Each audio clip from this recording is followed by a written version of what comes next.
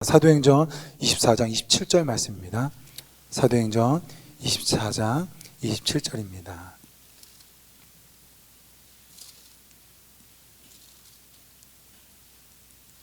신약성경 231페이지쯤 되겠습니다.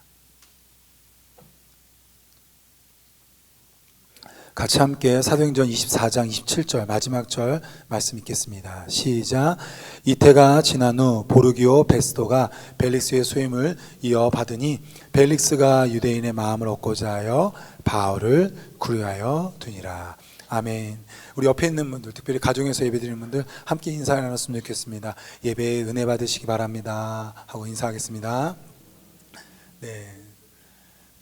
예배 은혜 받았으면 좋겠습니다. 특별히 가정에서 드리는 분들 참 힘들 텐데요. 좀 힘들지만 그 안에서 꼭 승리하여서 예배 은혜 받았으면 좋겠습니다. 사도 바울은요, 예수 그리스도를 믿은 다음에 전도에 하나님께서 불을 붙여 주셨습니다. 안디옥, 버가, 이고니온 어마어마한 지역에 전도를 갔는데 그가 전도를 하면서 항상 꼭 가고 싶었던 지역이 있었어요. 혹시 아세요? 바울이 마지막으로 갔던 곳 바로 로마입니다. 성경에서 이렇게 땅끝으로, 이렇게 신약 성경 때, 신약 시대 때 땅끝으로 했었을 때는 진짜로 땅끝, 그러니까 그 어떤 끝부분을 추상적으로 생각하는 게 있을 수 있었고, 또 로마를 지칭할 때가 있었어요. 왜냐하면 당시에 배나 이렇게 과학적으로 발전하지 않기 때문에 지구가, 여러분 얘기 들었겠지만 평평하다고 생각을 했었어요. 그래서 끝에 대한 얘기들이 많았거든요. 절벽이다, 더 이상 없다, 그러면 이제 지옥으로 떨어진다, 수월로 떨어진다 해서 이스라엘 백성들 그 당시에는 끝이 바로 로마였었어요. 그래서 로마로 복음이 전파되면 종말이 돼서 주님이 오신다고 생각을 했었어요. 그래서 사도 마음 가운데서 항상 로마로 가고 싶었습니다. 한번 대표적인 본문을 같이 한번 읽어볼게요. 사도행전 19장 21절인데요. 같이 한번 화면에 띄웠는데 읽도록 하겠습니다. 시작. 이 일이 있은 후에 바울이 마게도냐와 아가야를 거쳐 예루살렘으로 가기로 작정하여 이르되 내가 거기 갔다가 후에 로마도 보아야 하리라 하고. 근데 사도 바울이 로마로 가고 싶은 마음이 주님께서 하나님 보시기에도 합당했었어요. 그래, 나는 너를 로마까지 데리고 가서 널 로마에서 나의 증인으로 쓸 거야. 한번 하나님에 대한 메시지를 한번 읽어볼까요? 같이 한번 사도행전 27장 24절 같이 한번 읽어보겠습니다. 시작. 바울아, 두려워하지 말라. 내가 가이사 앞에 서야 하겠고 또 하나님께서 너와 함께 행하는 자를 다 내게 주셨다 하였으니. 자, 가이사가 누굴까요? 네, 화면 좀 띄워주세요. 가이사가 누굴까요? 당시 로마 황제입니다. 로마 황제. 그래서 로마 황제 앞에 서서 재판받아야겠다라는 그런 얘기를 했습니다. 자, 그렇게 하면서 예루살렘에 도착했어요. 그리고 예루살렘에서 3차 여행, 선교여행 1차, 2차, 3차 여행 끝나고 예루살렘 도착해서 로마로 가려고 했는데 어떻게 돼요? 잡히게끔 되죠. 그러면서 어떤 일이 벌어지냐? 가이사라 감옥에 들어가게끔 됩니다. 자, 가이사라 감옥의 위치를 한번 지도를 통해서 보도록 하겠습니다. 자, 예루살렘 보이세요? 네. 그리고 요빠 기억나세요? 우리 고넬료와 고넬료는 가이사라에 있었고 요빠는 누가 있었죠? 베드로가 있었고 그 둘을 만나게 했던 장소입니다. 요빠는 머릿속에 기억할 게 그 이스라엘 고대 항구예요. 아주 작은 항구. 근데 로마 군인들이 이 지역을 지배했을 때 빠르게 군인들이 데려오려면 배를 탔어야 되는데 그 배가 항구에 정착하기 너무 작아서 항구를 크게 만듭니다. 그게 어디냐? 바로 위에 가이사라에서. 그래서 저 넓은 지역, 사마리아, 갈릴리, 요단가 그리고 예루살렘에 있는 온 지역을 다스리는 로마의 황제를 대신한 사람을 누구라고 부르냐? 총독이라고 불렀고요. 그 총독이 머무는 곳이 어디냐? 예루살렘 아니에요. 요빠도 아니고 사마리아도 아니고 어디였냐? 바로 가이사라 항구였어요. 그래서 예루살렘에서 소동이 있어서 총독이 있는 곳으로 가야 됐잖아요. 그러니까 사도 바울을 어디로 데려가요? 네, 가이사라로 데려가요. 근데 베스도 총독이 벨릭스 총독이요 제대로 안 하는 거예요. 그리고 나서 누구로 바뀌었냐고 보니까 베스도로 바뀌었다라고 하죠. 그러면서 순식간에 어떻게 됐어요? 이태가 지난 후 몇 년이 지난 거죠? 2년이 지났어요. 27절 한 구절에요. 그냥 한순간에 사도 바울이 2년이 쑥 지나가 버린 거예요. 자, 예루살렘으로 갔습니다. 사도 바울이 가려고 하는 곳이 어디였다고요? 로마. 하나님도 사도 바울을 어디로 쓰신다고 그랬어요? 로마. 근데 하나님이 어디로 지금 보냈어요? 가이사라. 예루살렘 땅도 이 이스라엘 땅을 떠나지 못하고 가이사라 항구에 있는 총독의 감옥에서 2년이 지나버린 거예요. 그럼 무슨 말이에요? 로마로 가는 것은 훗날 응답하시지만 하나님은 지금의 응답이 어디예요? 가이사라입니다. 여러분, 코로나가 없어지기 위해서 기도하셨어요? 안 하셨어요? 별로 안 한 것 같아요. 자, 코로나가 없어지기 위해서 기도하셨어요? 안 하셨어요? 우리 가족들 한번 우리 화면에 우리 집에서 예배드리는데 우리 아버님, 어머님 보면서 한번 물어보세요. 기도했냐고 안 했냐고. 기도했는데 왜 안 없어지냐고. 기도했는데 안 없어졌어요. 그건 뭐예요? 하나님은 지금 응답이 뭘까요? 코로나가 있는 것이 응답. 코로나가 없어지기를 위해서 기도했는데 코로나가 지금도 여전히 있어요.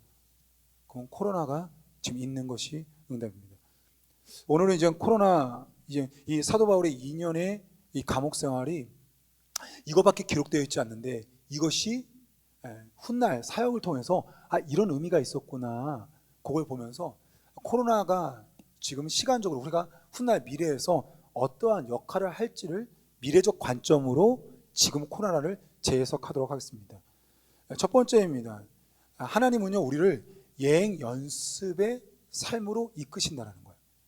하나님은 우리를 지금의 삶을 이끄시는데 그것이 예행 연습의 성격이 그 안에 들어가 있다는 겁니다. 지금은 미래에 대한 예행 연습의 성격이 들어가 있는 거예요.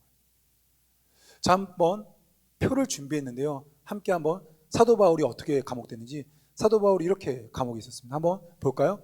자, 1차 투어 방금 어디였죠? 가이사라였습니다. 지금 기록되어 있죠. 자, 2차 투옥이 여러분 아시겠지만 사도행전 28장에 기록되어 있습니다. 로마에 가서 첫 번째로 투옥됐습니다. 그리고 사역한 다음에 3차 투옥은요, 성경에 기록되어 있지 않지만 디모데 후서를 쓸 때가 마지막 감옥에서 쓸 때였고 그 후에 처형당해서 우리로 말하면 소위 순교를 당합니다. 그럼 여기서 알 수 있는 게 뭘까요? 사도 바울은 2년 동안의 가이사라의 감옥을 통하여서 2차, 3차의 예행 연습을 할 수가 있었던 거예요. 다시 말하면 로마에 가면 감옥 생활이 이어지는 거예요. 그래서 하나님께서 로마 감옥 가기 전에 가이사라 감옥에서 로마에서 어떻게 사역을 해야 될지를 먼저 연습시켜 하는 겁니다. 여러분, 지금 이 대학 입시대가 수능 시대입니다. 수능. 아마 여기 앉아있는 분들이 저보다 다 나이가 많으신데요. 그렇죠? 네. 저는 이게 너무 이게 자기 거는 자기가 잘 기억하잖아요. 저 수능 2세대예요.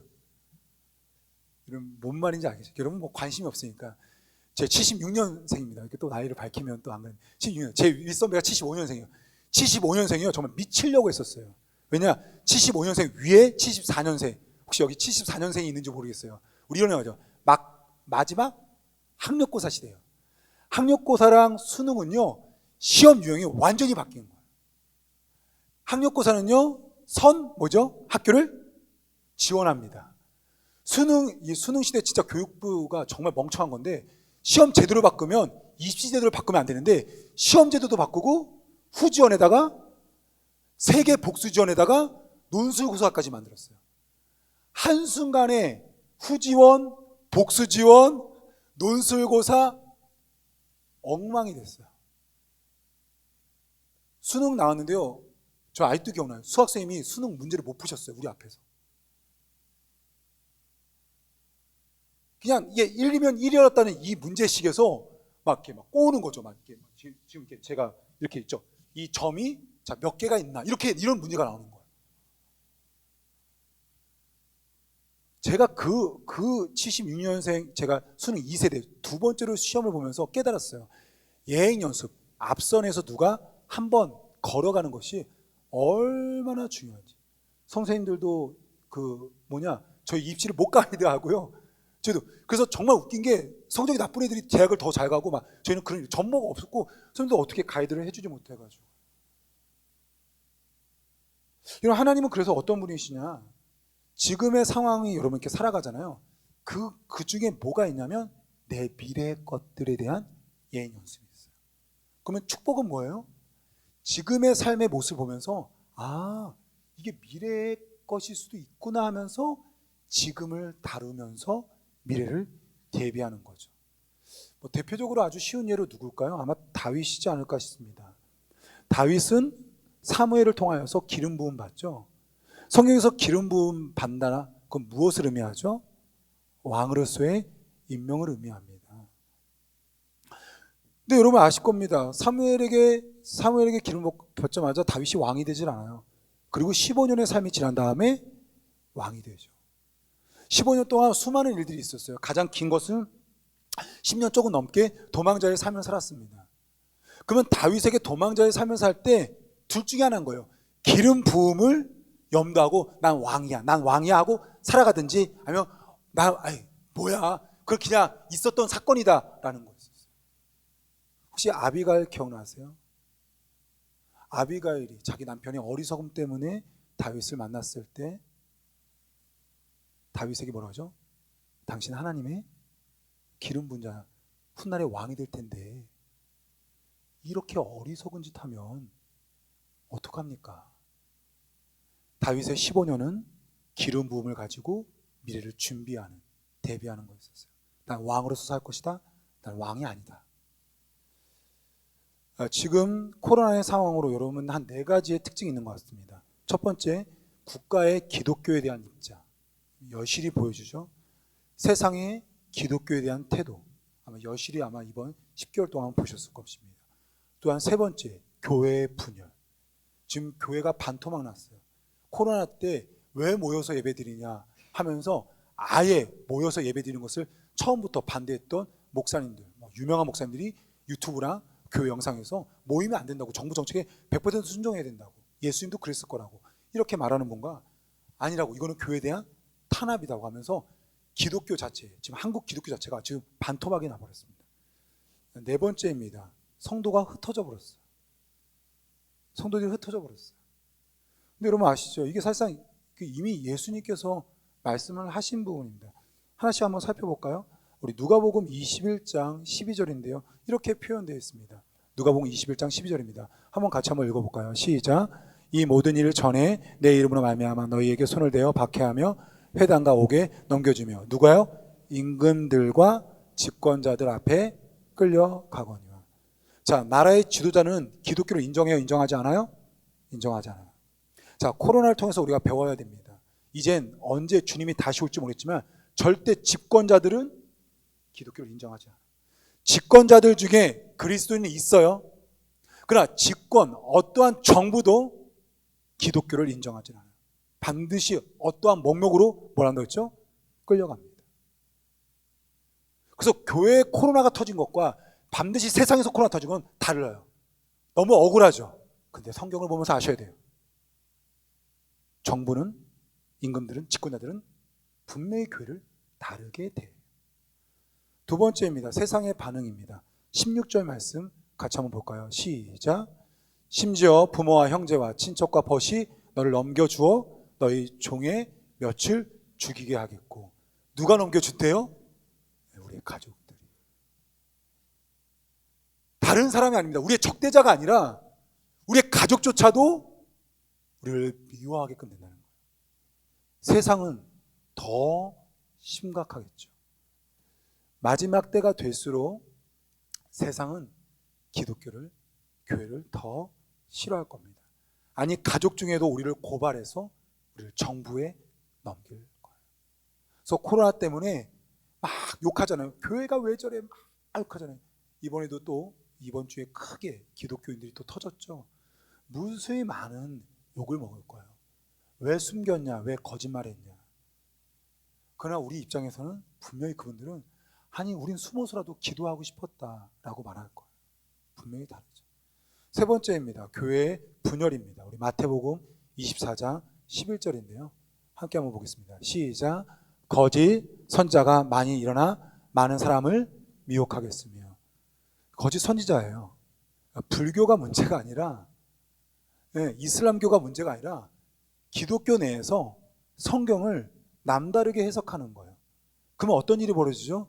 교회는요, 분열될 수밖에 없어요.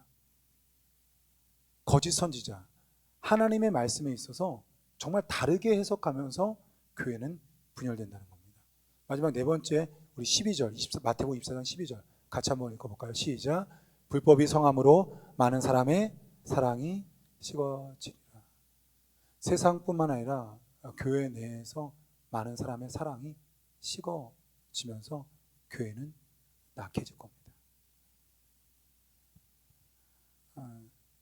코로나를 통하여서 지금 잘 살아갈 수 있었으면 좋겠어요. 이건 그냥 단순히 전염병의 문제가 아니라 언제일지 모르겠지만 종말에 있을 우리의 모습을 단편적으로 보여주는 거예요. 혹여 여기에 살아있는 분들이 코로나 주님이 오시기 전에 돌아가신다고 한다면 자녀들한테 이 말씀을 해주셔야 돼요. 유언처럼. 정부는, 세상은, 교회는, 성도는. 그래서 우리의 다음 세대, 우리 다음 세대들이 이것을 가르쳐 줄 수 있었으면 좋겠습니다. 그럼 이제 적용으로 두 가지를 함께 전하도록 하겠습니다. 첫 번째입니다. 홀로서기입니다. 이런 코로나 시대 때, 종말의 시대 때 우리 가운데 지도하는 게 뭐냐면 홀로 서는 것을 대비하라는 거예요. 홀로 서는 것을. 여러분 아시죠? 사도 바울의 사역의 특징이 있어요. 혼자 했어요? 같이 했어요? 자, 사도 바울이 혼자 했어요? 같이 했어요? 자, 맨 처음에 바울과 같은 밭이죠. 자, 바울과 바나나, 네, 바나바죠, 바나바. 두 번째, 바울과 실라, 바울과 디모데. 서신서를 보세요. 항상 바울엔 동역자가 많았습니다. 근데 여러분 기억하세요. 하나님은 사도 바울을 늘 동역자를 붙여주셨지만 때에 따라 항상 홀로 되었어요. 죄를 지은 것도 아니었습니다. 로마에 가서 복음을 증거하려고 쉴 틈 없이 하나님의 사역들을 감당했지만 놀랍게도 하나님께서는 사도 바울의 동역자를 붙여줄 때도 있었지만 때에 따라서 홀로 둘 때가 그때마다 있었습니다. 여러분 코로나 때문에 가장 큰 피해가 무엇일 것 같아요? 여러 피해가 있습니다. 경제적 피해가 있어요. 교육적 피해가 있어요. 복지적 피해가 엄청나더라고요. 심지어 뭐 교회도 마찬가지인데 그 중에 하나가 또 피해 중에 하나가 뭘까? 예, 사회성의 결여입니다. 다른 사람에 대한 태도가 너무나 많이 역시 여러분 교파라치라고 들어보셨어요? 교파라치? 교회 다니면서 20명 이상 되면 사진 찍어가지고 고발하는 교파라치가 생겼대요. 사람과 사람이 아까 전에 말했던 사랑이 식어지는 거예요. 혹시 좀 그렇지만 고발하신 분 있으세요? 여기 교회? 우리 교회 말고 저희 교회 공무원이 있어요. 전화가 불이 난대요. 왜요? 5인 이상 모였다고 그렇게 고발해야 된대요. 그럼 고발받은 분들이 그 고발을 받고 감사하다고, 나 고발시켜줘서 감사하다고 그럴까 하면 뭐 할까요? 모르겠어요. 저 같은 경우는 힘을 써서라도 어떤 새끼인지 죄송합니다. 제가 흥분해가지고 공무원의 전화가 끊이지 않는데요. 너무 고발을 해가지고 여러분 지금 이게 알겠어요? 사람과 사람이 서로 사랑하고 서로 위해줘야 되는데 사람이 사람을 싫어하게끔, 사람이 사람을 경계하게끔 만들어버리는 거예요. 지금 이게 저는 가장 큰 문제라고 생각해요. 교회에 대한 보도가 나오면서 교회를 증오하기 시작해요. 여러분 아마 10개월의 시간들을 보내면서 분명히 이전보다 이 코로나 시대 때 훨씬 더 혼자 있는 시간이 많아진 걸로 알고 있어요. 특별히 이 줄만 해도 지난 시간과는 전혀 다른, 바울도 그랬고요. 코로나에 걸린 지금 우리도 그렇습니다. 이제 앞으로 종말의 시대에 모든 그리스도인들은 어떻게 해요? 홀로 있는 외로운 시간이 있다는 겁니다. 그럼 홀로 있는 시간은 어떠한 시간일까요? 홀로 있는 시간은 힘들고 어렵지만요, 홀로 있는 시간은 자신을 만나는 시간입니다. 홀로 있는 시간은요, 나를 만나는 시간이에요. 내가 누구인지를 알게 되는 겁니다. 우리 정경환 씨 아세요? 전명훈 씨의 누나입니다. 이 바이올리스트죠. 굉장히 유명한. 근데 이분이 한때 손가락에 이유 모를 문제 때문에 힘이 들어가지 않아서 5년 동안 바이올린을 아예 이렇게 이 채를 들 수도 없었다고 하더라고요. 근데 어떤 일이, 이분이 5년 동안 뭘 했냐? 계속 악보를 보면서 머릿속에서 바이올린을 쳤대요. 40년이 넘었습니다. 바이올린을 친 지를. 아침에 6시에 꼭 일어나야 돼요. 한 번도 빠짐없이 6시. 새벽 예배 안 나오는데 회개하셔야 돼요. 6시. 6시에 나와서 6시 일어나자마자 바이올린 2시간. 아침 먹고 바이올린. 오전 3시간. 점심 먹고 바이올린. 저녁 먹고 그 다음에 개인 시간. 7시, 6시 전까지는 절대로 그러니까 특별한 때 외에는 자기 개인적인 시간을 전혀 보내지 않아요. 40년 넘은 분. 제가 그랬어요. 이분 진짜 음악가다. 여러분, 홀로 있는 시간, 이번에 특별히 이 코로나 기간에 뭐 하셨어요? 일 끝나고 와서 집에 오셔서, 아니면 집에 있는 시간마다 TV를 켜셨나요? 여러분은 TV의 사람입니다. 축하드려요. 혹시 한번 우리 지금 집에서 예배 드리는데, 자, 한번 우리 한번 손가락으로 가르쳐 줬으면 좋겠어요. 하나, 둘, 셋 하면 우리 집에서 TV를 제일 많이 보는 사람. 자, 하나, 둘, 셋. 자, 우리 임명하셔. 당신은 TV의 사람입니다. 리모컨을 평생토록 붙잡을 수 있는 권한을 드리겠습니다. 혹시 잠을 많이 잤나요? 피부가 좋아진다고 하는데 그거는 낭설입니다. 그럼 여러분, 혹시 잠을 너무너무 좋아하는 거예요? 혼자 있는 시간은 참 힘듭니다. 외로운 거예요. 그러나 10개월 동안 여러분들이 스스로 자신을 판단하고 진단하게 되는 거죠. 그 혼자 있는 시간이 지금 나예요. 그게 지금 나예요. 내가 어떠한 사람인지를 만나게끔 되는 겁니다. 그러나 혼자 있는 시간은 또한 하나님을 만나는 시간입니다. 야곱은 형 에서를 피해서 베델에서 하나님을 만났습니다. 모세는 호렙산에서 홀로 있을 때 떨기나무에서 하나님을 만났습니다. 다윗은 10년 이상 사울왕에게 피하면서 하나님을 만났던 거죠. 하나님은 우리를 만나는 순간들이 있는데 수많은 곳에서 충분히 만날 수 있지만 특별히 홀로 있을 때 더 하나님과 깊숙이 만날 수 있는 거예요. 분명히 코로나가 끝나면 여러분 한번 보세요. 코로나 끝나면요 정말 많은 성도들이 교회를 신앙을 떠날 겁니다. 왜? 역사적으로 그랬기 때문에. 그러나 신앙으로 돌아오거나 신앙이 더 깊어지는 성도가 있을 거예요. 분명히 사도 바울처럼, 주기철 목사님처럼, 주기철 목사님의 사모님처럼 감옥에 갔는데 사모님이 더 뜨거워지는 거예요. 감옥에 갔는데 더 신앙을, 바울은 감옥에 갔는데 더 신앙이 깊어졌어요. 코로나는 분명히 우리를, 누구는 신앙에서 더 멀어지지만 누구는 신앙으로 돌아오게 하거나 신앙인 중에 더 깊이 있게끔 만드는 겁니다. 여러분 알 것입니다. 찬양팀이 찬양을 인도합니다. 성가대가 또한 회중이 나와서 찬양을 합니다. 그 찬양과 혼자서 하는 찬양은요 정말 다릅니다. 깊이가 달라요. 저나 우리 부교육자들이 기도를 합니다. 성도들이 100명씩 모여가지고 예배 때는 우리 주일날 때 250명씩 막 기도합니다. 그러면 기도의 소리가 힘이 있습니다. 근데 그거 아세요? 혼자 집에서 무릎 꿇고 기도할 때요 또 뭔가 달라요. 그래서 혼자 있는 시간은 축복의 시간입니다. 왜냐하면 나를 만나면 자극이 되기 때문입니다. 혼자 있는 시간이 축복인 것은 나를 만나기 때문에 그래요. 나를 만나게 되면 자극이 되죠. 우리 그런 분이 있어요. 이렇게 살찐 분들은 거울을 안 본대요. 특히 목욕한 다음에 거울을 안 본대요. 왜? 거울 보면 자극되니까. 거울을 본다는 건 뭐예요? 내 모습을 보는 거죠. 어디 뭐가 묻었구나. 내 몸 상태가 이러구나. 홀로 있는 시간은 나를 만나는, 나의 거울을 보는 거예요. TV의 사람이 될 수도 있고요. 성경의 사람이 될 수 있어요. 한번 스스로 물어보세요. 10개월 동안 나는 혼자 있을 때 어떤 시간을 많이 보냈는지. 만약 TV를 많이 봤다. 그럼 이렇게 되겠죠. 내가 TV의 사람이야? 내가 고작 TV 앞에서 평생을 이렇게 보내?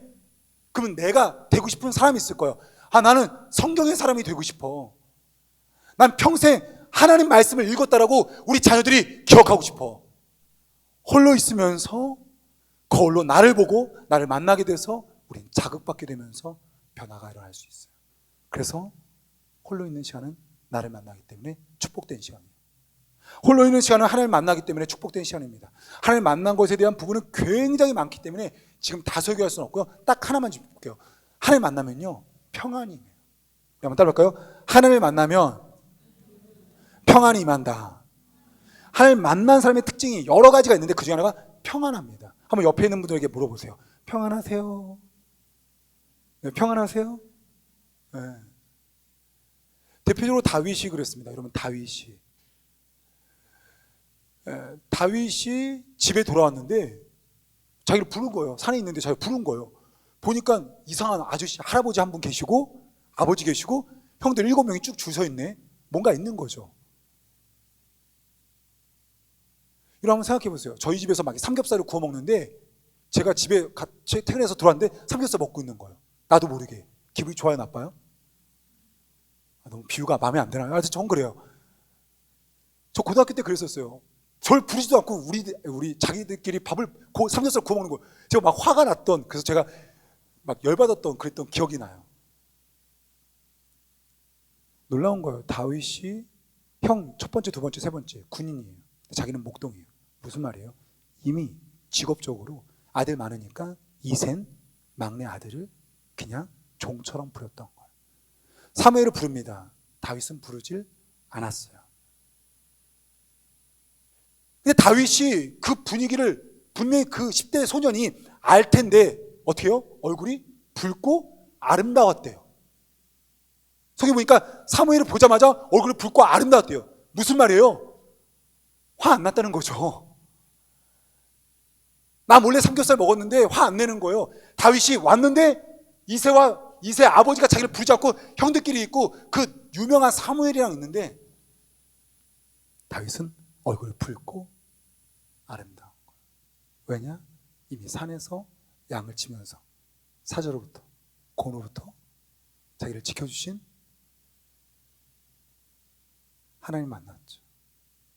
그때부터 악기를 다루기 시작하였고 그 악기는 글쎄 사울 왕의 악한 영을 쫓는 데까지도 쓰임받았죠. 어린 나이지만 산속에서 무시당하는 다윗은 그 이세의 가정에서 평안하게 살 수 있었던 건 바로 하나님을 만났기 때문입니다. 코로나는 나를 만나고 하나님을 만날 수 있는 시간이에요. 그럼 나를 만나서 내가 어떠한 사람이길 원하는 내 소망의 자극을 계속 받으세요. 그러면서 그 모습과 점점 일치될 수 있는 이 코로나가 점검하는 시간이 되기 원하고 정말 하나님을 만나면서 평안할 수 있었으면 좋겠어요. 그것이 다윗이었습니다. 마지막 또한 두 번째입니다. 미래 예행 연습이라고 했어요. 코로나는 미래에 우리가 혼자 있는 시간을 만듭니다. 이 홀로 고립된 시간에선 어떤 일이 벌어지냐? 변화가 일어납니다. 사도 바울의 사역은 1차, 2차, 3차 선교여행을 통해서 알 수가 있습니다. 1차, 2차 전도하는 거였어요. 영혼을 예수 그리스도를 증거하고 교회를 세웠습니다. 3차 선교여행의 특징이 있습니다. 뭐였었죠?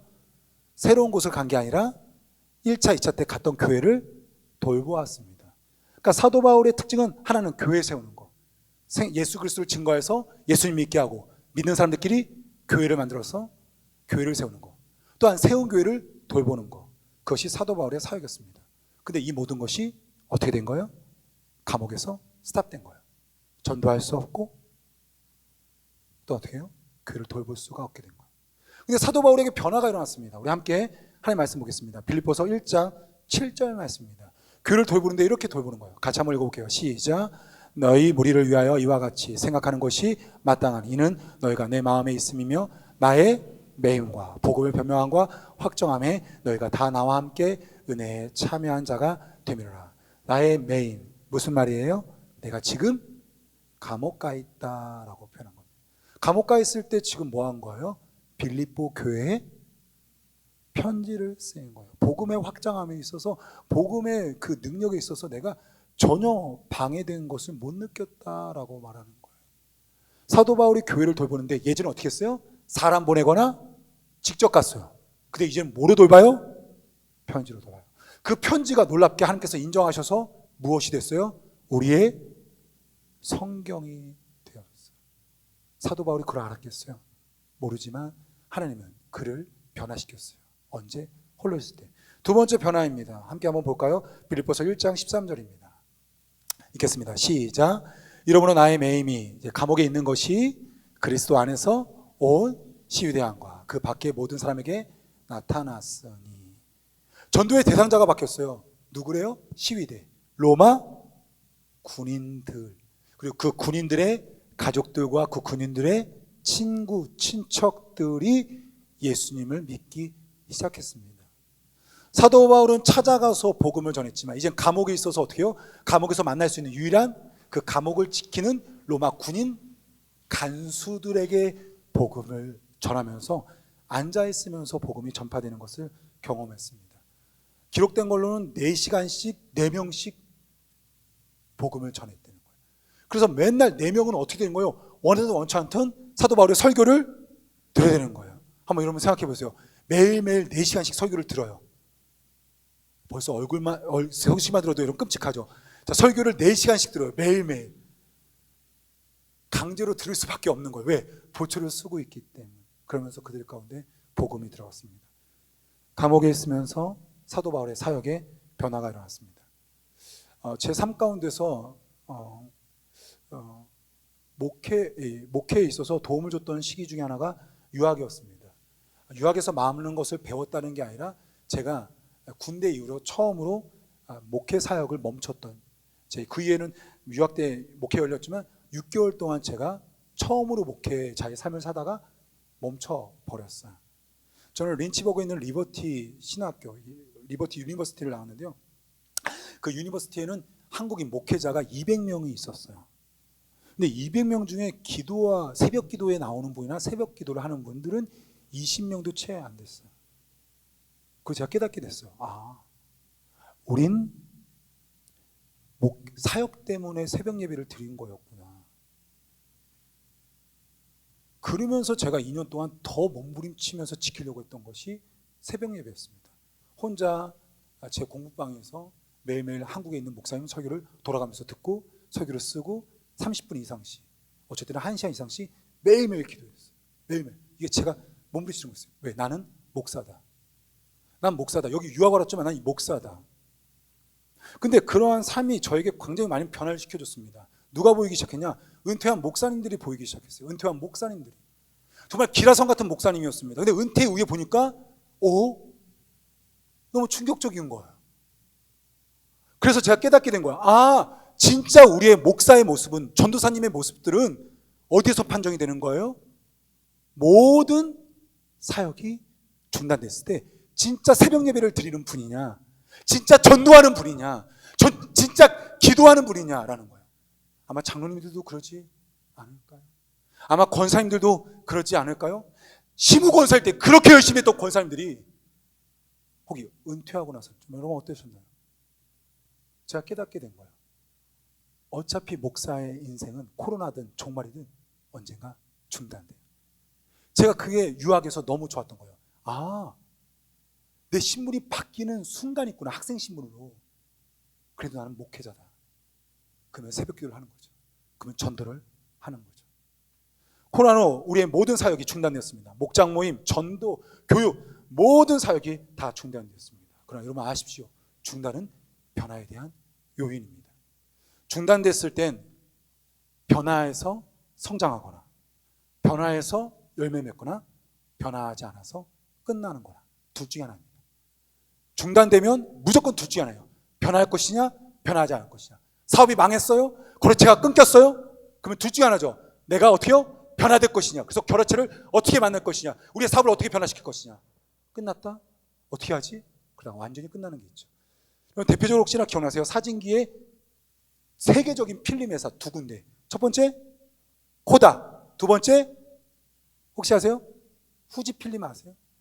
이 2개가 세계 전 필름을 주름 잡았습니다. 코닥이 항상 1등이었죠. 코닥은 어떻게 됐어요? 전혀 변화시키지 않았습니다. 끝까지 밀어붙였습니다. 쫄딱 망했습니다. 그리고 코닥이 미국 그 회사 10위 안에 있었던 회사인 거 아세요? 맥도날드와 함께 엄청났습니다. 필름 회사인데 세계적이었어요. 후지 필름은 혹시 아세요? 먼저 변화시킵니다. 후지 필름이 우리는 이제 디지털 시대로 필름 시대가 끝난다 준비하자면서 회사의 모든 계열을 60몇 개의 회사로 쪼갭니다. 그래서 요 분야에서 너네는 응용해서 이렇게 하면서 모든 지분과 그다음에 물건, 그 공장, 그 팀을, 행정을 다 독립시켜요. 그래서 지금 60 몇 개로 분열됐고요. 조사한 결과는 후지필름으로 있을 때보다 60 몇 개로 있는 지금 이제 각자 다른 회사의 이윤이 후지필름 때보다 훨씬 더 큰 이윤을 내는다는 거예요. 여러분, 필름 회사로만 그냥 머릿속에 기억했으면 좋겠어요. 변화된 교회, 변화된 회사, 성장하고 열매가 있었고요. 그저 도태됐던 회사, 이젠 끝나버렸습니다. 코로나는 우리를 중단시켰습니다. 둘 중 하나예요. 변화할 것이냐, 그냥 끝날 때까지 기다릴 것이냐. 이건 엄청난 차이입니다. 변화하면 분명히 종말 시대에 그 교회는, 그 성도는 분명히 훨씬 더 흔들림 없이 살 거고요. 변화하지 않고 코로나가 끝날 때까지 있는 사람은 분명히 종말 시대가, 더 극한 시대가 오면요, 완전히 신앙은 지금보다 더 바닥으로 내려갈 것입니다. 그럼 어떠한 변화를 해야 되냐? 규모를 줄여야 됩니다. 모든 교회는 규모를 줄여야 됩니다. 저는 한국 교회 대형화가 나쁘다고 보진 않아요. 왜냐하면 대형화, 큰 교회가 할 수 있는 사역이 있습니다. 제가 목회의 길을 걸어가면서 대형 교회에 대해서 굉장히 존경한 게 뭐냐면, 대형 교회만이 할 수 있는 굉장히 놀라운 사역들이 있어요. 그래서 정말 제가 놀랐었어요. 아, 정말 이렇구나. 그러나 코로나를 통하여서 참 재밌어졌어요. 뭐냐? 50명 있는 교회나 500명 있는 교회나 5,000명 다니는 교회나 10,000명 다니는 교회나 모두 다 똑같은 거예요. 모두 다 똑같은 거예요. 어차피 20명밖에 예배 드릴 수 없고 대부분 성도가 집에서 유튜브를 드리는 거예요. 그래서 깨닫게 된 거야. 규모가 아무런 차이가 없구나. 그러면 여러분, 작년 2020년도에 생명교육에 가장 뜨거웠을 때가 언제였어요? 가장 뜨거웠을 때 제가 확진 걸렸을 때인 것 같더라고요. 제가 확진 걸렸을 때 제가 우리 교회에서 제일 많이 연락을 받았어요. 아마 임종환 전우님도 전화도 아마 아실 거예요. 여기 오늘 나오셨는데 제일 많이 통화했어요. 전 5년 동안 통화한 것보다 전우님과 제일 많이 통화했던 것 같아요. 작년 10개월 동안에 코로나 있는 동안에 저희 교회를 뜨겁게 한 두 가지가 있는데, 하나는 확진자가 나와서 교회가 폐쇄되었을 때 우리 교회가 너무나 놀랍게 뜨거웠어요. 심지어 교회를 향하여서 실망했던 분이 교회를 향하여서 다른 생각을 품게끔 됐어요. 이 일로 인해서. 두 번째입니다. 임직감사 예배였어요. 그 어느 때, 그 어느 교회의 임직식보다도 훨씬 초라한 임직감사 예배를 드렸어요. 여러분, 그렇게 예배 드린 적이 없잖아요. 근데 너무 놀라요. 너무너무 뜨거웠어요. 임직을 끝낸 분들을 만나거나 전화를 했을 때 너무너무 깜짝 놀란 거예요. 너무너무 감동을 받았다는 거예요. 여러분, 둘 다 특징이 뭘까요? 규모가 작아요. 큰 스케일이 아니라 소소한 한 사람, 두 사람이 몇 사람을 만난 겁니다. 이젠 저희 교회가 변화돼야 될 시기입니다. 이젠 저희가 모이는 예배가 코로나 끝나면 가능할 텐데, 이젠 교회는 규모를 줄이는 사역들을 해야 돼요. 목장보다 더 쪼개져야 됩니다. 가정과 가정, 두 가정, 혹 많으면 세 가정, 두 사람, 세 사람씩 모여서 예배를 드려야 됩니다. 이 시기에, 그러니까 목장이 5가정이라고 한다면 두 가정씩, 만약에 10명이라고 한다면 세 사람씩 이 쪼개서 예배를 드리지 않는다고 한다면 훗날 또다시 종말의 시대가 와서 우리가 예배를 모여서 드리지 못하는 그 시기에 북한, 중국처럼 될 수 있다는 것을 여러분 기억하시면서요, 반드시 목장은 큰 그룹, 그러니까 5가정 혹은 10명 다 모이는 것도 강조하지만 지금부터 연습하셔야 돼요. 두 사람, 세 사람씩 모여서 예배 드리기를 해야 됩니다. 여러분, 아마 여기서 있는 분들 들어보셨을 것입니다. 혼자 집에서 예배 드릴 때와 그래도 두세 사람 같이 예배 드릴 때, 불신자 남편, 불신자 자녀들 때문에 예배 못 드린다고 하신 권사님들, 집사님들 뛰쳐나와야 됩니다. 차 안에서라도 2명, 3명이서 예배 드릴 때 그 찬양이, 그 기도가, 그 말씀이 분명히 살아났습니다. 너무 놀랍게 10개월의 기간을 지나가면서 모 교회가 이름을 지었습니다. 카타콤 예배라고. 카타콤 아시죠? 동굴에서 그리스도인들이 소수의 신앙을 지켰던 카타콤. 너무 놀라웠어요. 제가 얻은 답과 동일한 답을 그 교회에서 강조하면서 시작한 거였습니다. 이건 여러분 저희 방법이 아니라 1세기 성도들의 특징이었습니다. 핍박이 오면 무조건 교회는 모일 수가 없습니다. 모이면 잡혀가요. 각 가정에서 몰래 2명, 3명에서 예배드리는 카타콤 예배. 모관과 모건이 목자로부터 연결되어서 살아나서 우리의 연합들이 규모를 줄여서 행해야 됩니다. 두 번째입니다. 사역 대상의 변화입니다. 사도 바울의 사역 대상은 누구였죠? 로마인이었어요. 로마인. 로마 사람에게 복음을 전하고 싶었습니다. 근데 하나님께서 만나게 한 사람이 누구였어요? 로마 군인이었어요. 너무 충격이었어요. 로마 군인은 그때까지 사도 바울에게 누구였어요? 예수님의 십자가에 못 박은 사람. 로마 군인은 누구였어요? 우리를 잡아가는 사람. 그래서 항상 사도 바울은 어떻게 해요? 로마 군인을 피해갔죠. 로마 군인을 피해갔죠. 여러분 경찰서에서 전화가 와요. 어때요? 반갑습니다. 그래요? 그냥 철렁하죠. 로마 군인은 그보다 더 심각했겠죠. 왜냐하면 강점기였기 때문에. 근데 사도 바울이 감옥에서 지내면서 깜짝 놀란 거예요. 아, 이제 이들이 내 사역 대상이다. 그러면서 두 번째 감옥에 있을 때 그에게 변화가 일어났어요. 그게 빌립보서를 쓴 곳이고요. 그곳에서는 바로 이 간수 로마 군인들에게 복음을 전하기 시작했습니다. 이제 우리의 사역의 대상이 바뀌어야 됩니다. 우리 한번 방송으로 예배드리는 분이 많기 때문에 한번 따라했으면 좋겠습니다. 사역의 대상은 당신입니다. 자, 코로나 시대 때 마음껏 만날 수 있는 사람은 유일하게 누구예요? 가족입니다. 가족. 지금 불신자 가족을 살릴 수 있는 교회입니다. 이젠 가족에 힘을 쓰십시오. 수많은 집사님들과 권사님들이 저랑 만나면 이러고 합니다. 목사님, 불신자 남편 때문에 내가 어떻게 예배를 드릴지 모르겠다고, 봉사를 멈춰야 될지 아니면 그분을 끌고 와서 예배를 드려야 될지. 그러면 그 답은 지금입니다. 나중에 하려고 하지 마시고 지금은 절호의 기회. 먼저 봉사하셔야 됩니다. 섬겨야 됩니다.